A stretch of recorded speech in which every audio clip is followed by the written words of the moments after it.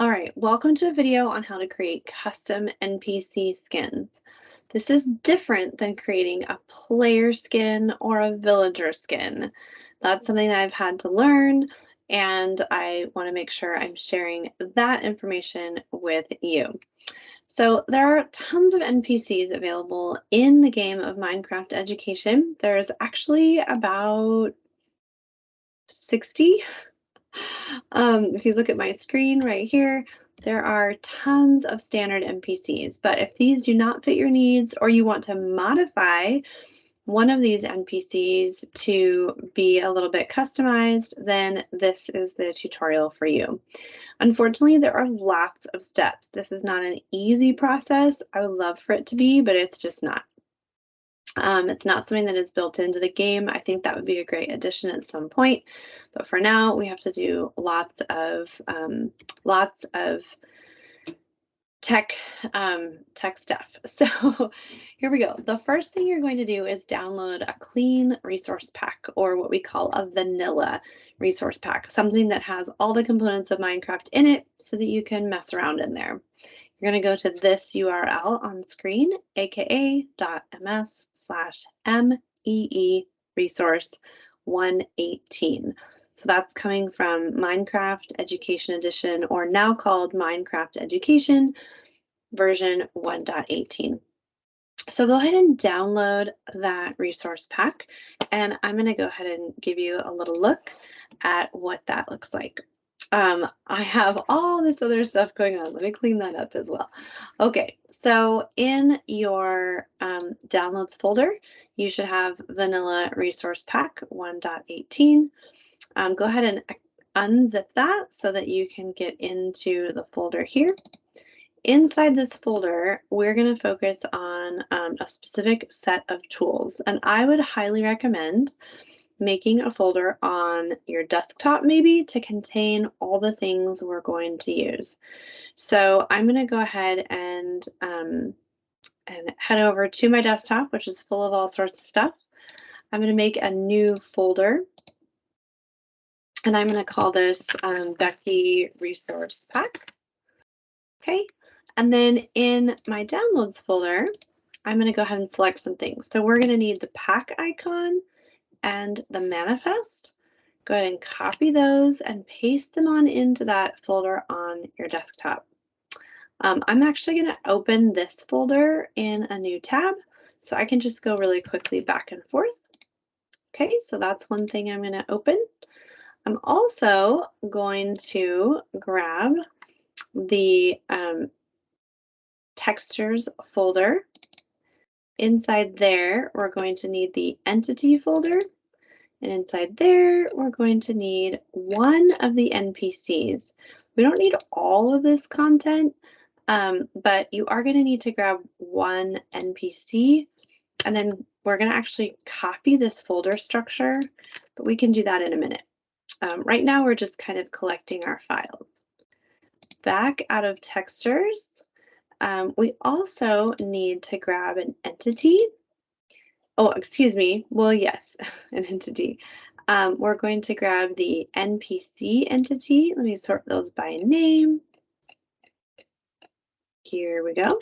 Okay, I'm going to put that in my little handy dandy folder here.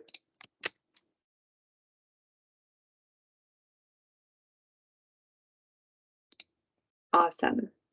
And we're going to grab a model.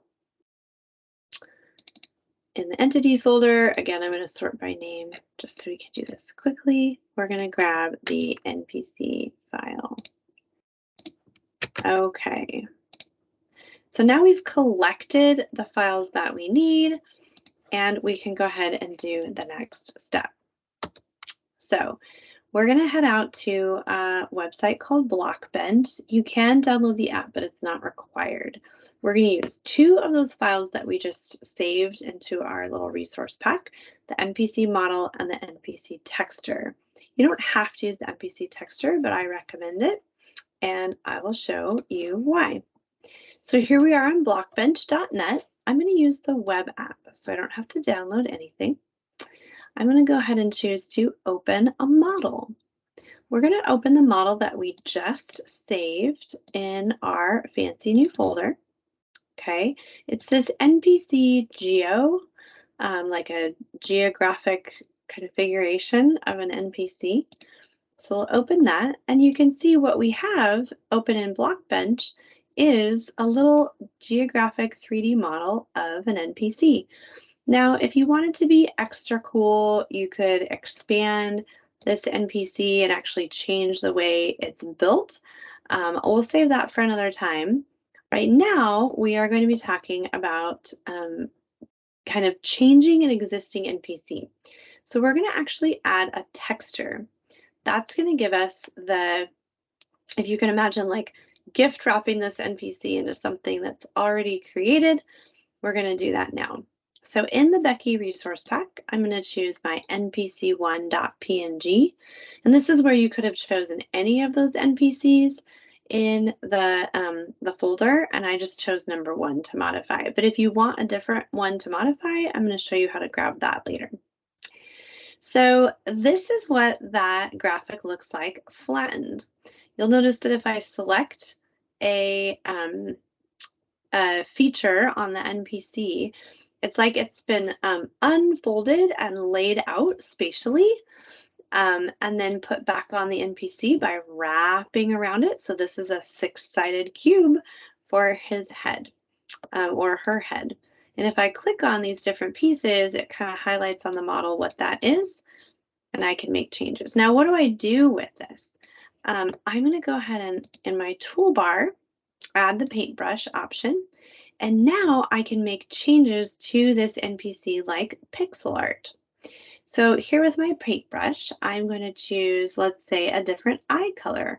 We'll go with this nice dark purple. Come over here, and I'm going to change the eye color on the NPC. That's kind of cool, right? There's a lot of things that I can do here. Pixel brush, smooth brush, lots of different options. I've got copying and painting and color pickers and all sorts of options. Just for simplicity's sake, I'm going to go ahead and stop there by recoloring just this NPC's eyes. Then I'll go up and go Save Project As. You'll notice that in my Downloads folder, I automatically got an npc.png. I'm going to use that new file with the purple eyes to replace the existing NPC in the game. That's by default NPC1. So next, I'm going to head over to Minecraft. Now that I've modified my texture and exported it as a PNG, I'm going to make sure that my folder structure is correct. So let's take a look at the folder structure inside of my Becky resource pack. All right, and because I can do this kind of on top of each other, that'll help me to make sure I have it all right for you all. So in my resource pack, which is resource pack name, I need to have a folder called textures. So I'm going to make a new folder and call it textures. Oh, lowercase, sorry. We'll do lowercase. Inside that folder, I need a folder called entity. So here we go. Again, you could copy this from the vanilla resource pack, but and then delete out everything you need. It's probably about the same amount of effort to do it either way. So I need to put my new npc_01.png in this NPC folder. So let me go to my downloads, and there's my new npc.1 PNG. Okay, I'm going to copy that and paste it into the folder in my Becky resource pack. All right, let's check the rest of it. I've got my manifest.json, my pack icon, and this is the one that I modified earlier. So I'm going to delete that one out. I don't need that right now. All right, so now my folder structure is all set. I've got the files that I need in here. And the next step is to update the manifest file. So in my folder, I've got this manifest JSON file. And this comes as just the kind of static vanilla resource pack. I'm going to rename this what I called it, Becky Resource Pack. And you can put this all three places. Probably the most important one is the name, but I just go ahead and put it all for three places because I want to call it my own. And then I also need to replace these UUIDs. Those are unique to each individual world. And so I'm going to go ahead and generate new ones. And to do that, I'm going to visit the website uuidgenerator.net. So let's head over there. I already have that opened up.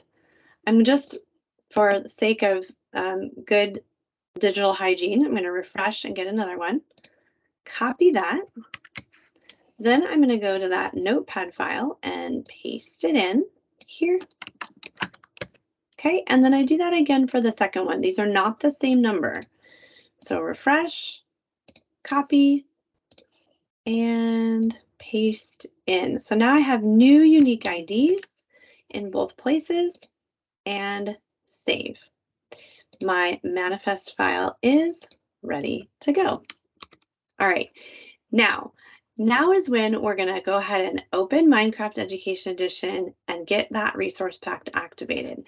But if you notice, that resource pack is still currently sitting on my desktop. So I need to put that in the world itself. So I don't know if you've already done this, but I pin my Minecraft Worlds folder. If you don't know how to find this, you need to watch my earlier videos on how to get to it. But basically, if I look in this whole giant folder, it's in C, users, your username, app data, roaming, Minecraft Education Edition, games, com.mojang, and Minecraft World. So that's where to find these folders. And again, I just pin it to my quick start menu so I can always get to it. If you sort these by date modified, the most recent world you accessed will always be at the top. So what's really helpful about that is if you have just been recently working in a world, it's going to be the last one. If you want to double check and make sure that that's the most recent world you've been working on, then go ahead and get into that world folder and open the level name file, and that will be the name that you gave the world in the game. So that's something that you can double check if you're not sure. Now I've gone ahead here for sake of time and done one previously. So I'm going to go ahead and delete that one out so that you can see the full start. Basically, we're going to go in this resource packs folder. We're going to paste in the Becky resource pack that we just created. Remember, in here, we have the manifest we just updated. We've got our the entities we use. You can just leave those. We've got, most importantly, the new NPC with the purple eyes that I added in. So once you're done with putting that in one of these worlds, mine is called NPC Sample World, then we're going to open Minecraft Education and open that world. Now, I haven't had Minecraft Education open yet because I know that I need to wait and open it till all of this is done. So I'm going to go ahead and get that open now. We know that's going to take a minute because Minecraft Education takes just a minute to load. So while it's loading and while I'm getting logged in, I'm going to give you some more information on where to get other skins. So one of the things that's really cool about this whole process that I think people really enjoy is getting an opportunity to modify other skins. Ooh, that was really fast. So one of the things that you can do is, for example, you can go out to any of the other existing worlds in Minecraft Education, open them up locally, and then dig around those files. Go find them in your world file and see if they have custom NPCs. You now know how to go grab those custom NPC files out of the world from the resource pack, load them into Blockbench, and modify them on your own. So that's a fun way to remix existing NPCs that you might see in the game. Not the stock NPCs, you won't be able to get to those except for in the vanilla resource pack I gave you, but you can get to custom NPCs. You can also get to some of the other NPCs. So minecraft.fandom.com, that's a place you can go to get, and I accidentally closed that.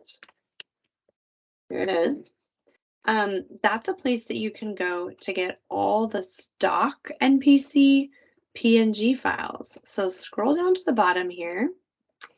And for example, if you wanted to mod one of the business themed skins, then just click on the NPC. This is Business Mobs 5. Modify this one and dump it right back in the game. So this is a fun way to go mod the existing skins. Then the other thing that you can do is use Skindex or Tinker or other skinning platforms like Planet Minecraft to get skins. Now, those are not going to be NPC skins. They're going to be look for villagers or player skins. When you bring those into Blockbench, they'll be missing some pieces. So it's really, really important that you go touch up those or you'll have like weird invisible gaps on your NPC skins because they're not the same, it turns out. So, all right, let's go into Minecraft now. We're going to view my worlds, okay? And before we play, we're going to go ahead and go to settings, then scroll down to resource packs, and you'll see that that Becky resource pack that I dropped into the folder is sitting here in the My Packs area. I've got to select it and choose Activate. Once you choose Activate, then it's live and active in the game. Don't click play here. There's a known bug where if you just go straight to play, these changes don't save. So go ahead and go back out to My Worlds, then click play. It's just giving you a better experience. Then we're going to look in the game for that NPC 1, which is now going to have purple eyes. Very exciting. So waiting for this to load. I'm realizing as I'm waiting for this to load, I forgot to say one thing about Blockbench. So, oh, there it goes. I was like, maybe I'll go show you that right now, but I'll show you at the end. Here it goes loading that resource pack. 3, 2, 1. There it goes. NPC with purple eyes. Yay. Because I had already placed the NPC in the world, it's updated already. But just a reminder, to place an NPC, you're going to turn World Builder status on. Then go ahead and place your NPC with an NPC spawning. And then you can scroll through. Now, if you had replaced NPC2, NPC_02.png, then it would show up here, NPC_03, and so on. I did number 1, so it already appears there. But you can replace any of these as long as you know the original name, which we've given you, NPC 1 through 10, which is here, and then NPC Scientist 1 through 10. Beyond that, I'm not sure of the naming conventions, but that gives you 20 to play with. So I think we're doing pretty well there. So one thing I forgot to mention inside Blockbench, see how the NPC's arms are kind of 3D out in front, and there's some motion there. So that is another thing that's very different than a villager. So we actually need to show how to get to that in Blockbench. So when you're in Blockbench, the arms are, because this is, oops, okay, I didn't want to undo, here we go. I'm just clicking outside of the NPC and dragging to see it in 3D. Those arms are actually kind of like tucked in visually right now because there's no motion.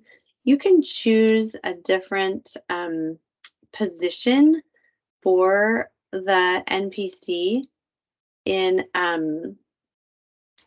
we don't need to be doing any animation. We want to be painting. Oh, for some reason, I don't see that right now, but there is, before I've had a button up here where I can choose how to pose it. But regardless, all you need to do to be able to get to that place in the arms is, and I need to stop stop clicking on things, is if we go to hide body 1 and body 2, see the arms are right there? And if you want to hide a little more, you can hide jacket, and then that makes it really clear all the way around. And you can modify the arms because those will be like 3-dimensional out front when you load the NPC, as I just showed. So don't forget to hide body 1, body 2, and jacket so you can modify those arms in Minecraft. So that's a little bit about getting your NPC skinned in Minecraft. I can't wait to see how it goes for you. I really hope that this video is helpful, and I hope it works out. Can't wait to see what you do. All right, enjoy.